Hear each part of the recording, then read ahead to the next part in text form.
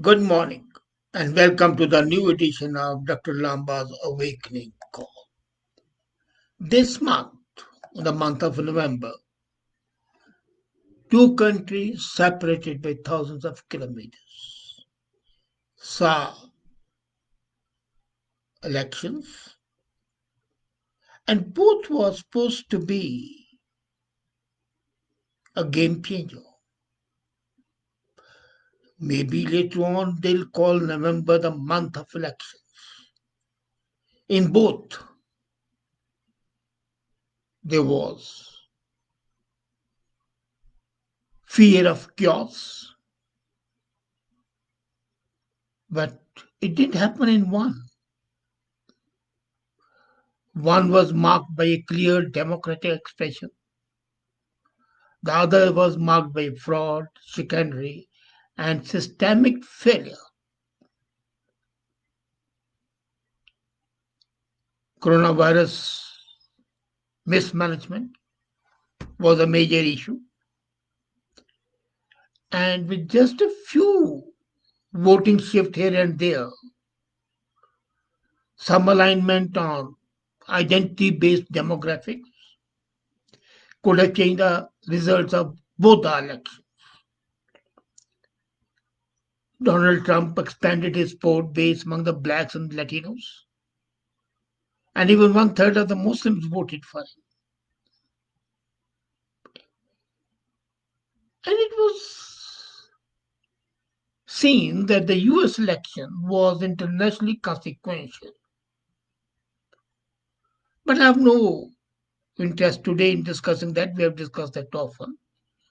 Today, I would like to ponder with detached interest on the implications for the world politics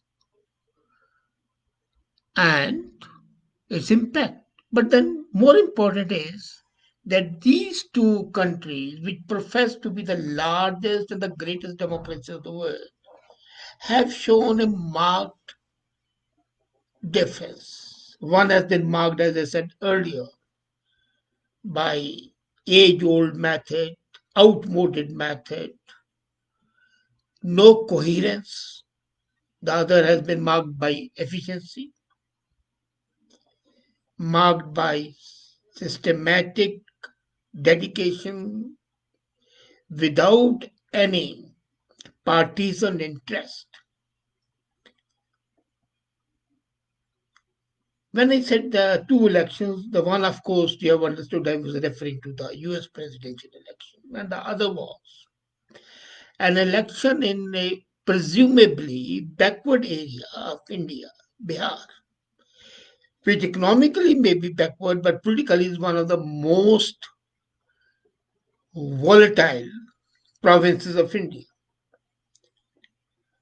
And these two elections show that India has earned the title of being the global guru or Vishwa Guru, as Modi would put it, especially as far as the conduct of election is concerned.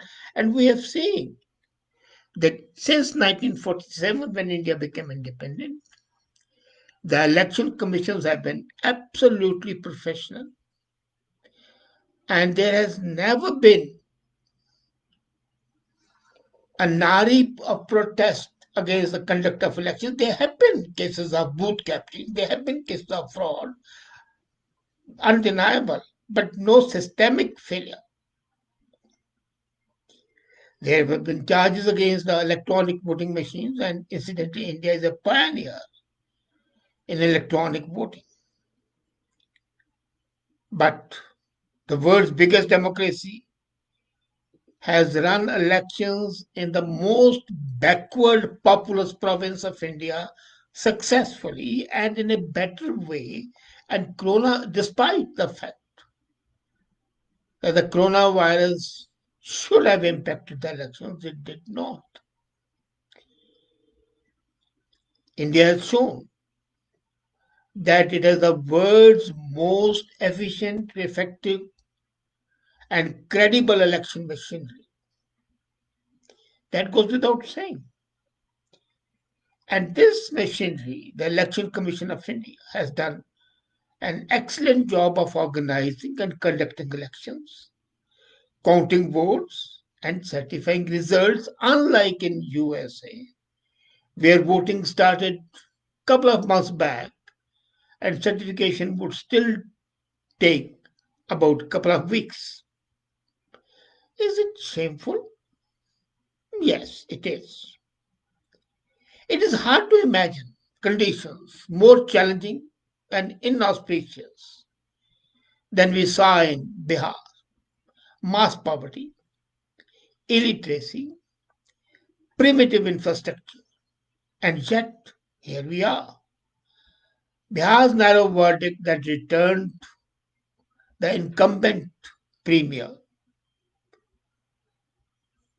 compared with multiple lawsuits, and that election was accepted by the opposition. They accepted that though the victory of the incumbent by a margin of few votes, but it was fair. On the other side, as I said, the presidential election in USA has seen multiple lawsuits, all of them alleging fraudulent practices in several critical battleground states. And of course, ill will, accusations and counter accusations, and so on. There was a time when Bihar used to be notorious for booth capturing, where armed criminals would take over a booth and make election officer an offer which they could not refuse. The offer was very simple: take a bribe and look away or be killed. It was a total mafia rule. In the USA, they have gone one better with the miracle of dead citizens still performing their civic duties of casting votes. Hundreds of thousands of the dead people have cast the votes. Illegal immigrants who have no citizenship rights have cast their votes. That could happen only in America. The Election Commission of India is the world's most powerful and consequential electoral organization. And that's why United Nations has invited Election Commission of India to conduct elections in a number of countries in Africa and in Europe. The constitutional status given to it heightens and elevates authority and power. The Chief Election Commissioner has the same security and tenure as a Justice of the Supreme Court of India. And it has enormous powers to discharge the responsibility to delimit the constituency and organize and conduct elections. And imagine it. They have a right to order the government officials, teachers, to do what they want. All have to be at the beck and call of the election commission. They have to right to recognize or de-recognize the political party. They have a right and a privilege to establish procedures for the nomination of candidates and registration of voters. This unfettered right, constitutional right, gives them power to be impartial and they exercise it properly.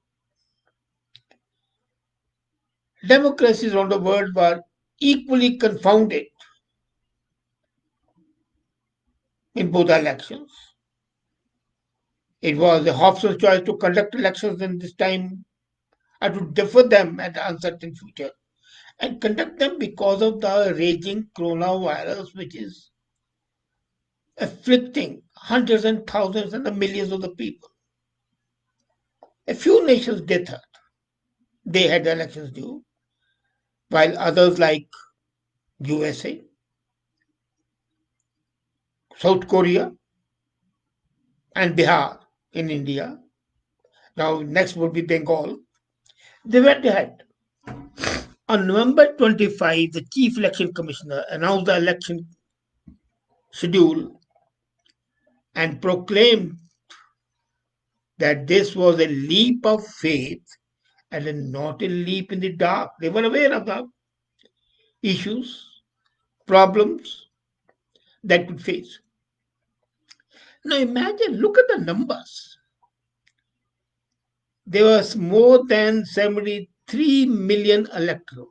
73 million, which is more than the entire population of United Kingdom.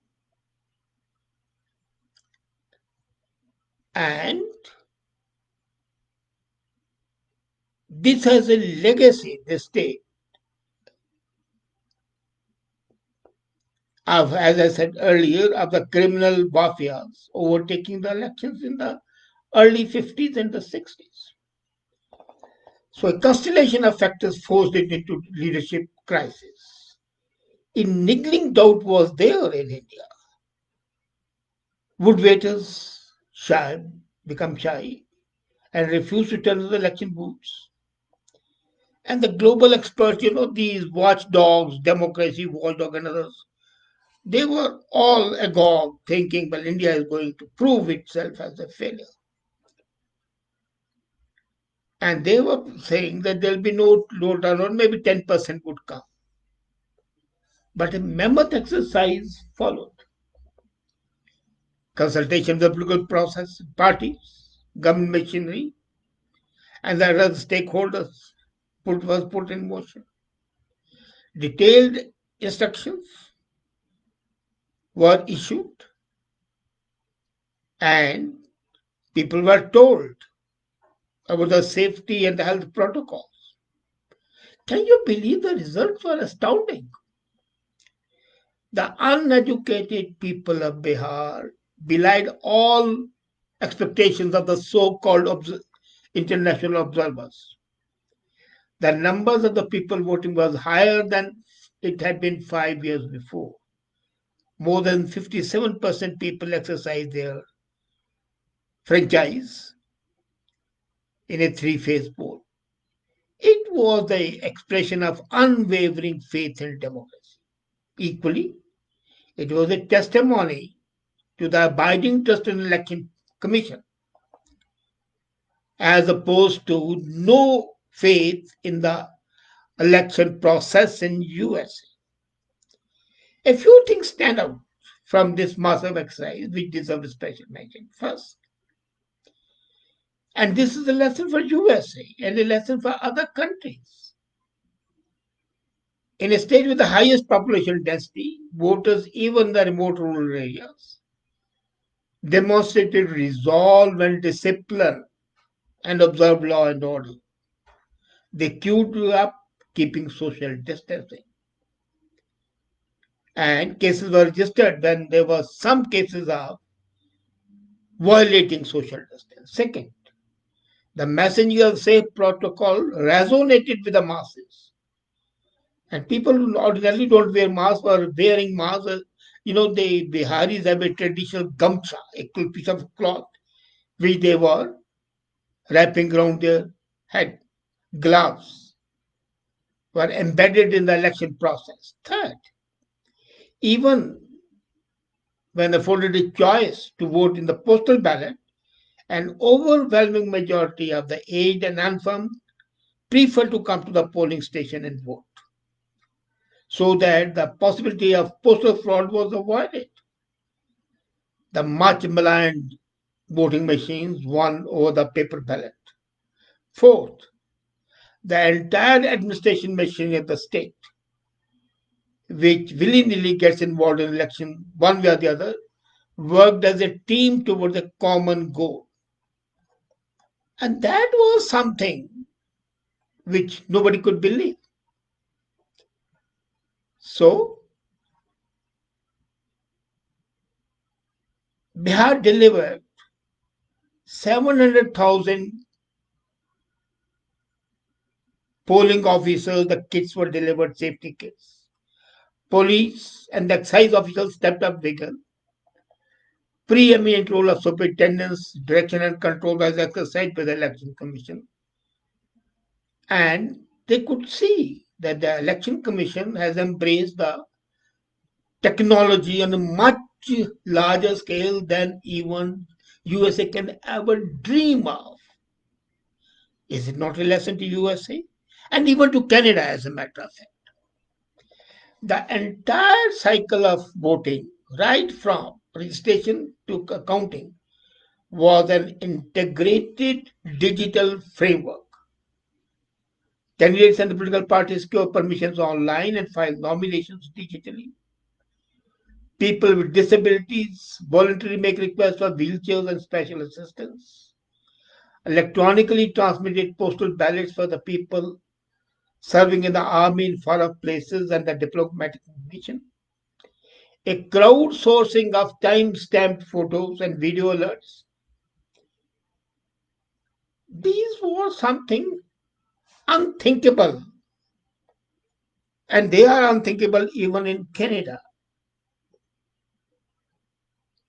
But that helped the standardization of the rules of the game and defining the uniform process of registration, voting, and counting.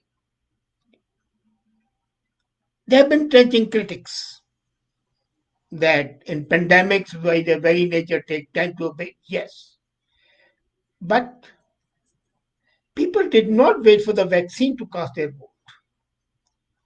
Now, to cope with the logistic challenge of such huge number of voters, it staggers elections over several phases. And same has been in USA, except for the final day. The advance voting has been there going on for months.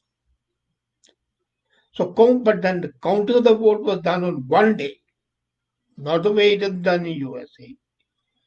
It begins on the designated date, and all the outcomes are known the same evening. Of all the state elections since independence, no one has ever challenged an overall outcome. No one has ever. In India, that has been a record. One or two individual constituencies, as they are called in India, might be challenged. But overall results have never been challenged. And what has India taught? Or what are the lessons for US and Canada? That the process of casting, counting, and certifying votes needs to be simple, needs to be observable, needs to be verifiable, or the system would collapse. And that's what the US system has seen its fate. It's collapsed. US system is anything, but it's overly complex, variable from one state to another, and more open to abuse at the multiple points. That's why a legal challenge could have potential good outcomes, possibly. So, India has proven to the world that all this talk of being the largest and the greatest and the oldest democracy of no meaning is the culture and systemic working that's much more important. And if case US system has to regain legitimacy, it needs to look up to India and learn a lesson from India. Really, I believe firmly that Indian Election Commission has earned the right to be called Vichav Guru or the word teacher as far as the conduct of the election is concerned. And that's no small achievement. Thank you.